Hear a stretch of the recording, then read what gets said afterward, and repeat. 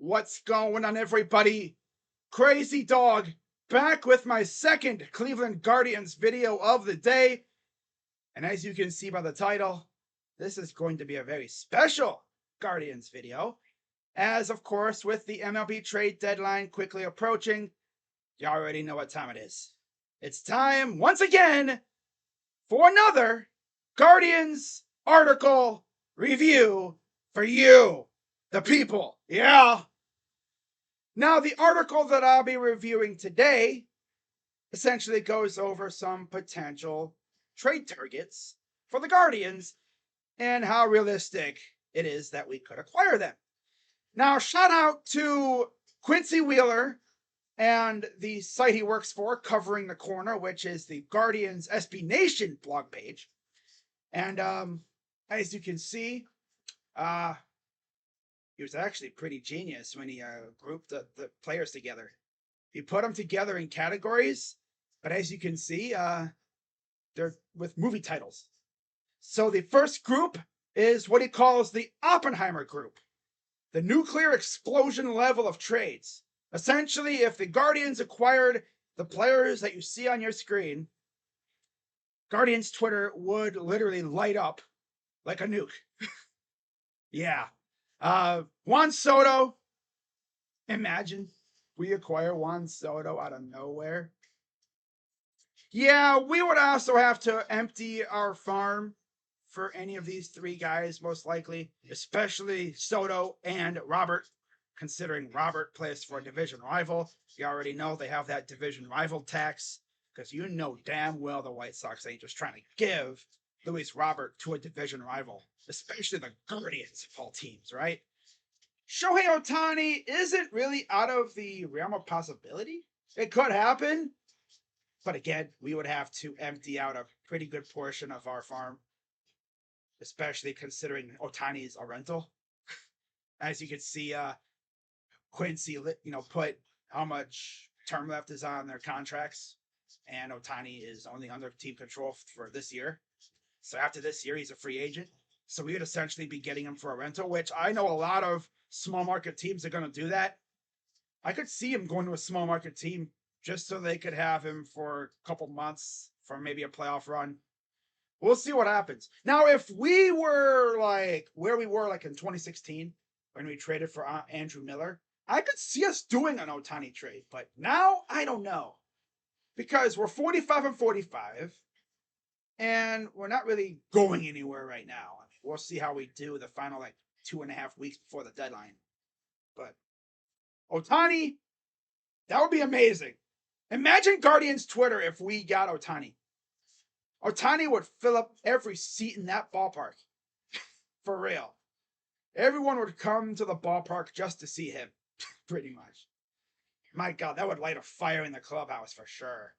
I mean, imagine going through a lineup, Kwan, probably Rosario, Ramirez, Ohtani, oh my God, Jimenez, and then you have Bo and a mixture of other guys in there as well, like Brennan, you have Straw, probably Naylor, the other Naylor, Josh and Bo, of course.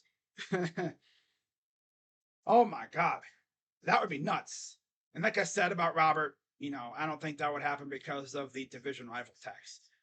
Now, the next group he has is the Barbie group. The players everyone wants. Of course, Paul Goldschmidt, I actually just talked about him in my last video. Jorge Soler would be nice. I've wanted him recently, but I mean, we'll see what happens with him and the Marlins. I don't think the Marlins really sell like that, though. Unless they just get rid of him, but he's a free agent after this year. Or at least he could be. Opt out. So, he's 31, too. He'd be a nice bit of power to the lineup.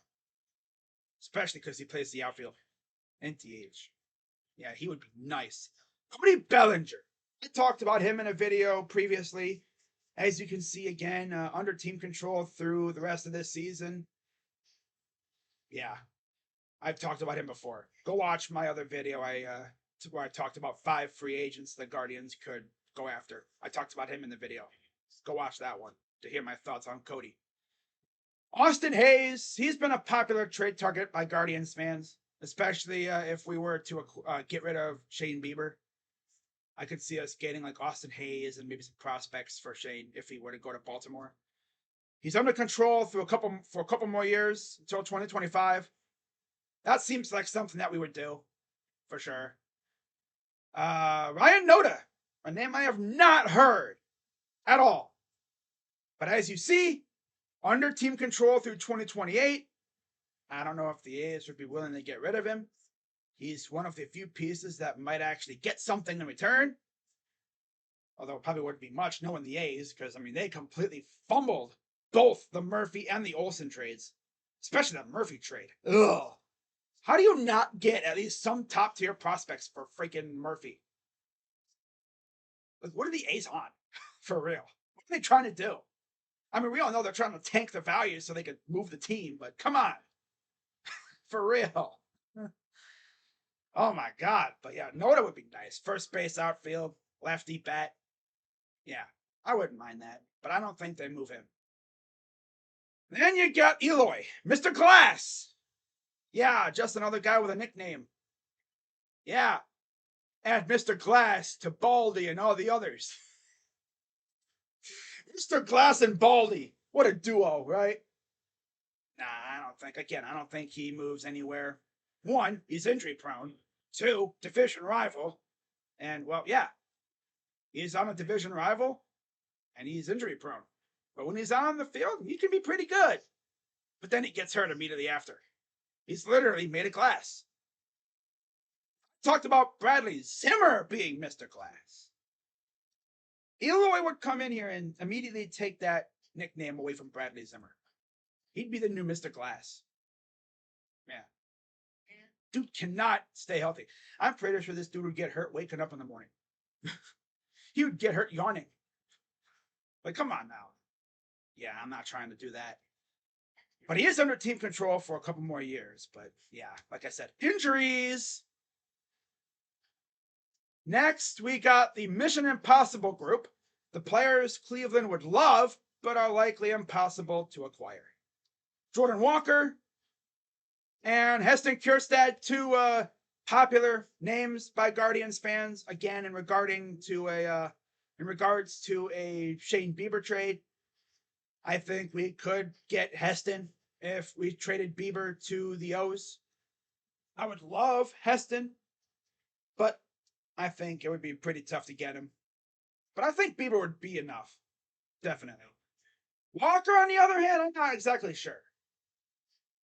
No one knows what the Cardinals are up to. But I would love Jordan Walker. Again, you see, he plays DH a little bit. He could play third and outfield. Obviously, third base is locked up tight with Jose. So you'd put Jordan Walker in the outfield. Right-handed bat. We don't really have too many of those in our lineup. You see his stats and everything. But I'm pretty sure he's pretty much untouchable. Yeah. Guardians of the Galaxy. These guys seem very Guardians-esque in terms of their skills. Austin Slater. Lane Thomas. I've talked about him in a previous video. Dylan Carlson. That's a name I haven't heard much of. Under control through 2026. He's solid. Okay. And then Lars Nootbaar. Arguably one of my favorite trade targets mentioned by Guardians fans. I would absolutely be over the moon if we acquired Lars. I really would. I would love it. 25 years old, under team control through 2027. He can rake, and he has a pretty cool little celebration when he gets on base. He has like the salt shaker, or the pepper shaker, or whatever it is. Yeah. I couldn't do the motion because it looks hella sus. But yeah. So he's a lefty, of course. Next, we have TJ Hopkins on a rookie deal from the Reds. And then Trey Cabbage, still in the minors with the Angels. Okay. Transformers Rise of the Beast group. Prospects who are probably not going to help much, but could transform into something in 2024 and beyond. So essentially, we'd be acquiring these guys in like some small deals or whatever. They'd be like add-ons. Colton Cowser, Hudson Haskin, Kobe Mayo, Connor Norby. Yeah. 4 guys from the O's who would probably be involved in a Bieber trade. At least 2 of them. I think if we got a package consisting of like Heston Kjerstad, maybe like Norby and Colton Cowser around there for Bieber, maybe give or take a few pieces as well. That would probably be what the deal would look like. Something like that. And then he also listed Dominic Canzoni from the D-backs. Okay, 25 years old in AAA. Okay. Christian Encarnacion Strand. I know Reds fans would have a fit if they traded him, especially for Bieber. Especially if you ask a certain Reds fan that we all know on here. But yeah, if we traded Bieber to the Reds, I could see Encarnacion Strand being in that deal. Yep, I really could. And then Everson Pereira from the Yankees, outfielder, AA. So he wouldn't be up for a couple more years at least. Wow. Okay. That's the thing. A lot of the guys mentioned in this part of the article would be up probably almost immediately after the trade is executed. If not late this year, early next year for sure. Pereira, I have no idea. Probably in a couple years, if anything. Now, next we got the Fast X group, derivative choices who may or may not be a marginal improvement over whatever you have on hand. Brent Rooker, talked about him in a previous article. Tyler O'Neill, injury prone. According to this article, rehabbing in AAA. I mean, it'd be nice to get a platoon option with Brennan. You know, someone who can hit a little bit under team control through next year, though. I wouldn't completely hate it if Tyler O'Neill came back and raked like he did in 2021. If Tyler O'Neill came back and he stunk, yeah, we would look like idiots. Especially if this involved like Bieber or something. Yeah. Obviously, if we traded Bieber to the Cardinals, I'm pretty sure Tyler O'Neill wouldn't be a part of the deal unless they liked what he had in the future. I think Tyler O'Neill would be betting on the future for him. Yeah. I don't think Bieber's going anywhere, so I don't know what's going to happen. We could do a Tyler O'Neill straight up, like, you know, trade for Tyler O'Neill as a buyer and maybe like send a couple prospects down, like low level tier prospects, whatever. Maybe you get like O'Neill and Lars or something. I don't know. It's hard to really say what the heck the Guardians are going to do before the deadline. And then he listed Ryan Mountcastle under team control through 2026. Plays first base. Again, you bring him in. That would most likely mean Bell is probably not going to be back next year. I mean, regardless, whether we trade him before the deadline or he doesn't pick up his option. So, Ryan Mountcastle would be a solid piece at first base, though. Not even going to lie. And then you have the Elemental group. Names who are interesting, but Cleveland and the mix is like fire and water. Joe Waddell. Once upon a time, he was a popular trade target for Guardians fans, but his name has vanished off of lists and stuff. I don't see us trading for him. I don't know, though. You never know. Right-handed, 24 years old on a rookie contract. You see his numbers in AAA. Michael Bush, Dodgers outfielder. A lefty, 25 years old, rookie contract. Putting up some good numbers in AAA. And then that, of course, is the end of the article. So, yeah.